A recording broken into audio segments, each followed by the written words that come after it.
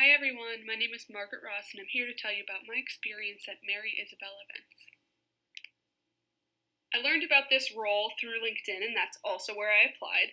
I submitted my resume and within minutes my supervisor, Mary, had looked at it and she sent me a message asking to set up a phone interview. And during that phone interview, she asked me all about my background, my likes, my dislikes, and a question that really stuck with me that I remember is she asked me what I think could improve about her brand and her company or ideas that I had.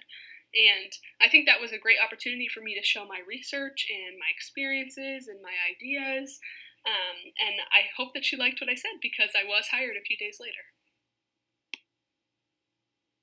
I was very grateful for my supervisor, Mary, throughout this whole process because she was very organized, motivational, and down to earth. And she gave me the best of both worlds because when we met together, we would work very closely and she'd give me specific feedback and tasks that she wanted me to do. But then when I went on to do those tasks, it was a very independent process. This internship has been entirely remote. I did get the chance to go on a site visit for one of Mary Isabel Events' first clients a couple weeks ago, but other than that, completely remote. My main responsibilities, I'll show you some of my favorite ones and challenging ones in the next couple of slides, but a lot of it was researching trends, staying up on the industry, and really understanding where Mary Isabel Events could position themselves with their brand to be the best for future clients, future vendors, anything like that. First, I'll mention some of the more challenging tasks that I had at my internship. At the bottom, you can see a couple of the vision boards. I feel like I made about 15 or 20 of them that I got the chance to make during my internship.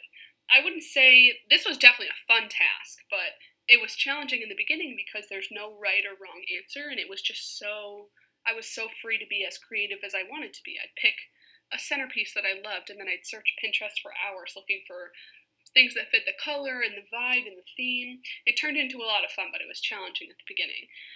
And then at the top, I have two of the donation items I got donated from businesses around the area for our main event of my internship, which was the silent auction for a nursing society in Connecticut. The solicitation part was definitely difficult in trying to get people to respond, especially because it's COVID-19 times, but overall, it was a success. I would also like to share some of the greatest opportunities I got to do while I was at this internship. I love to write, and I told my supervisor that from the beginning. So she has let me write 4 blog posts, and you can see a couple of them here. Check out her website if you want to see more. But this was the most fun thing I did because I got to pick the topics on my own, be creative, put pictures in, choose descriptive words. This was just a great opportunity for me creatively. I also had the chance to work on her Instagram, and social media is not always my favorite, but writing these captions was a lot of fun, and I got to handpick the pictures to use too. Very early on, one of Mary's goals was to establish her brand on the Knot and Wedding Wire, which are extremely popular companies for event planners, vendors, everything like that to use. And so the first thing I did was create a go-to follow-up response for every client that reaches out to Mary Isabel Events, which is pictured here. And every couple of months during the internship, I'd switch out the photos, edit around the blurb that goes with her company just to see what worked best. And she did get her first client, so I'm hoping that that had something to do with it. Thank you for listening. If you have any questions, please feel free to reach out to me. Have a great day.